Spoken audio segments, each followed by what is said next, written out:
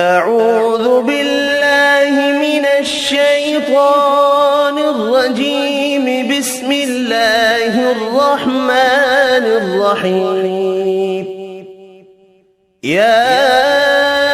أيها المزمل قم الليل إلا قليلا نصفه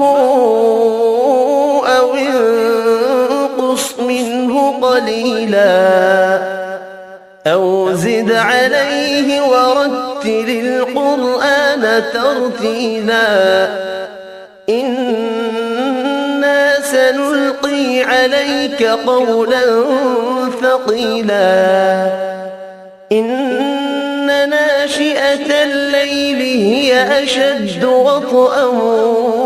وأقوم قيلا إن لك في النهار سبحا طويلا واذكر اسم ربك وتبتل إليه تبتيلا رب المشرق والمغرب لا إله إلا هو فاتخذه وكيلا واصبر على ما يقولون واهجرهم هجرا جميلا وذرني والمكذبين أولي النعمة ومهلهم قليلا إن لدينا أنكالا وجحيما وطعاما ذا غصة وعذابا أليما يوم ترجف الأرض والجبال وكانت الجبال كثيبا مهيلا إنا أرسلنا إليكم رسولا شاهدا عليكم كما أرسلنا إلى فرعون رسولا فعصى فرعون الرسول فأخذناه أخذا وبيلا فكيف تتقون إن كفرتم يوما يجعل البلدان شيبا السماء منفطر به كان وعده مفعولا إن هذه تذكرة فمن شاء اتخذ إلى ربه سبيلا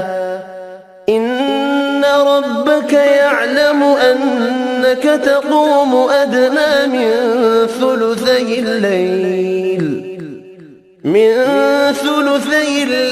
ونصفه وثلثه وطائفة من الذين معك والله يقدر الليل والنهار علم أن لن تحصوه فتاب عليكم فاقرؤوا ما تيسر من القرآن علم أن سيكون منكم مرضى وآخرون يضربون في الأرض يبتغون من فضل الله وآخرون يقاتلون في سبيل الله فاقرؤوا ما تيسر منه وأقيموا الصلاة وآتوا الزكاة وأقرضوا الله قرضا حسنا وما تقدموا لأنفسكم من خير تجدوه عند الله هو خيرا وأعظم أجرا واستغفروا الله إن الله غفور رحيم